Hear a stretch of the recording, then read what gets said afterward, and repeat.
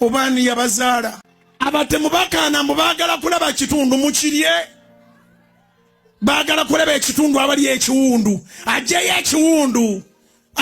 ekiwundu abasezi Bugingo mukwano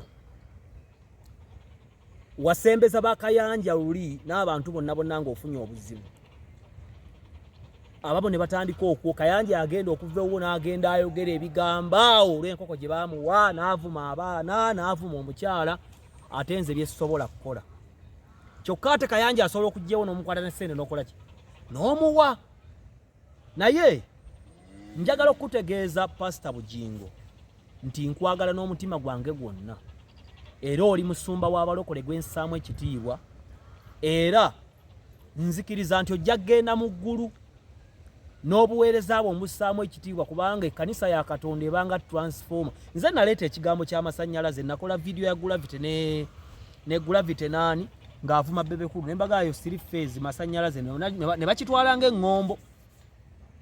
Amasannyalaze agabeera ku musumba n'ekkanisa n'obulokole weewaawo esobola okuba ne issues mangi. Kuba amasannyalaze ne bwe gakyankalana gaba masannyalaze era tomala gageepankako. Naye nze ndowooza ng'omuntu kubanga omuntu bw'akula batuula ne kitaawe ku mmeeza ne boogera. Nyinza okuba bino sola bikugamba nga nkutuukiridde kubanga muli waliwo endowooza n'engeri gye mwazimba kati obulamu nti buli omu tabaagala buli omu mulabe ono we wa Kiganda ono ogundi amusindise oyo afudde magombe oyo agenda kunzitwa. Ze wankolera ebirungi bingi kubanga nava kusimba n'omutwalo gumu Ssaabazonto gwe yampa waayita wiiki emu nga buli lunaku nyinyuka n'emitwalo nga 25. Eyo transformation nnene embulamu era bingi be wankolera naye musumba Saala musumba nsumba yanjigirizayo ekigambo kimu tolwananga ntalo 2 mulundi gumu. Eggwanga erina obusobozi okukola ekyo Isirayiri yalekubyeko front 5 omulundi gumu neziwangula naye omuntu omulala kirungi olwane n'abalabe boolaba mu maaso abalala bana abava eno n'abava waggulu n'obeesonyiwa. Byonna tubikola naye tuweereza Kristo ow'emirembe, tuweereza Katonda ow'emirembe, omulangira ow'emirembe. Kati okukola emirembe tugikolera mu lutalo, tusooka ne tulwana ne tukola emirembe era okukuuma emirembe tugikuuma mu ngeri ya kijaasi. Kyokka ate abasajja bonna be twogerako mu Bayibuli nga Dawudi wadde yali mulwanyi nnyo si buli lutalo nti yalutinkuulanga. Omuntu eyatinkulya Isirayiri entalo ng'agenda akola ensobi ne zibakosa n'emyaka mingi ng'avuddewo yali Sawulo kubanga be baamugamba okukola teyakolanga atya natta baatalina kutta. Naye Dawudi yamanaginganga nankubadde yali w'amaanyi alina by'ataayingirangamu. Pastor Bugingo mukama wange mukwano gwange nkwegayira n'emmeme yange yonna ebintu ebisinga bireke osobole okufuna emirembe mu bulamu kubanga ffenna tukulidde mu nnaku ate tunoonya mirembe. Omuntu watuuka okweyagalira ng'alina entalo 50 omuntu omu kubanga statement eyo njirina ng'oga nti nze nina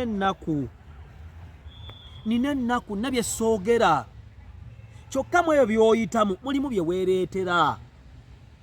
Tosobola kulwana na lupapula lwa New Vision n'oluvuma kubanga olupapula luli established eyo kampani nnene leero oba enkya esobola okukukosa kubanga bannamawulire ate banoonya bikusuula n'obudde buno basobola okuba bali mu kkuluka okunoonyerezaako nga Mutebi ali awo ng'akyakolera New Vision ngamba bugambi mute tontwala bubi n'ajja kuba sitoola olunaku lumu nakkuba n'otadda. Ekyo kimu. Tosobola kulwana na mbizzi za Nuupu. Omwana wa Nuupu talina kyafiirwa kyokka ate mwabo mwe muli abatali balokole Mukama be yakutuma be tulina okuleetawa. Nankubadde Kyagulanyi nange simukkiririzaamu naye ate engeri y'okubahandolingamu ne kitayitirira nnyo kuba tuli mu nnyugwansi naye ate omunyu ne tuyiwaamu bijiiko 8 buli kintu kikolera mu balansi. Omuntu bw'alungiwa ennyo aba mubi, omuntu bw'abijja ennyo aba mubi, omuntu bw'ayogera ennyo aba mubi, omuntu bw'asirika ennyo aba mubi, omuntu bwe yeebaka ennyo gati mwene mugende mukisenguli mu muzuukuse okwebaka siku bine ng'aluddewo leero okuzuukuka tabanga yafunye obuzibu. Omuntu bw'agaggawala ennyo, omuntu bw'ayitiriza ennyo obusiraamu Nuupu oyitiridde ogikuba. Olwanye ne Nuupu, olwanye ne New Vision, olwanye ne basumba banno, olina entalo eziri within gwe z'omanyi ng'omuntu kubanga buli muntu alina kibaita ina werobi alina obulamu bwe munda olina obulamu bwo munda gwe bwomanyi nga bwozibiriza bwoti kikulya naye nga kikyo munda oba mu buweereza oba mu makaago gye tutali lutalo lusinga kubanga lwakasirisa ate akasirise kwe kwogera okusinze. Silence is the loudest sound. Ezo weeziri kati olwanye olina zino ez'amasasi olina bazonto Dr. Tyakunyiza guli akunyiza Pastor Bujingo entalo ezo tosobola ziwangula ate nga ffe tukwagaliza emirembe n'okulwana entalo ng'omulokole zaateekeddwa okulwana ezirimu Katonda either naye bw'oba olwana ng'obasajja obakubods eno essasi ne liva eno ero tolimanya kuba tewali alina maaso mu nkoona tewali alina maaso mu kawompo. So Musumba Bujingo oli musajja mulokole era obuulira enjiri abalokole n'abatali balokole naye ate otonzeewo oluwonko lunene nnyo wakati w'abatali balokole kuba kituufu bombwa naye ate ab'embwa basobola okufuuka abantu naye mu bulungi tubakwata tutya. Bw'osoma Bayibuli egamba tubeeragane ng'obunafu bwaffe tebategeera nga bwe tutegeera.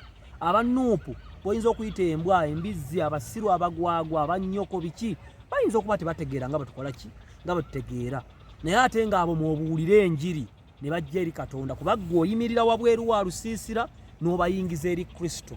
Naye ate waliwo entalo nnyingi Pastor Bujingo tosobola kulwana ntalo 10 mulundi gumu naye nga Tavani Woods kabuusu gendayo kyakale onyumirwa obulamu weeyagale osanyuke emirembe gikuddemu waliwo okulya okunywa embuzi chipusi waliwo parking lot okwoze bannange Tavani kye kitali wali Lutunku Construction Company International Limited nakola company y'abazimbi twasomera Lutunku ne tujja abazimbi ne tukolamu company ezimba kubanga nagwo mulimu tugusobola kubira engineer Masembe ku 0758136934 omulimu jja kuba oguwadde Dr. T tugupime tugukole tukwase enju. You cannot be with money now, let's say zitereke naffe paka lwe zinaawera ozimbe enjuuyo. Segula microfinance kadamo osindika sente bazibba toyina wootereka sente zo osobeddwa ekyokukola toyina magezi goga oyina sente zo no nkole business ki waliwo alina business mukono mukonene ya buli lunaku weetaaga mitwalo 5 buli lunaku obeeko kyokola jangu musegula tukuyambe tuli Kasubi ku Princess Complex mu bitaala awo bw'oba okkabwoti ku mukono gwa left bakubire 0776 94 Segula microfinance kwewola kutereka paka kuwulira bulungi. Menora Preparatory School Namungona Lubya mukyala Bibian ye mukazi gwe mmanyi mu byenjigiriza omulokole asobola okukwata ku kabebiko n'akayigiriza empiso omanyi abazadde mukuza abaana ng'ebisassalala n'obasindika eri abasomero ng'akaana tekakubwako tekoogerwako kakonna kali katiiriika kawe anti Bibian okuva ku bwana obutenyi obwaddekeya paka ku P7 ku Menora Preparatory School edi yayitibwanga Rose Pasika bakubide ku 0704 oli bweru okolera wala ausigala akutamye mulekera abaana anywa amata abakunamiranga anaaba biki batwale wa anti Bibian mwogere bulungi kubanga mukyala mulokole mwesiga n'obulamu bwange bwonna.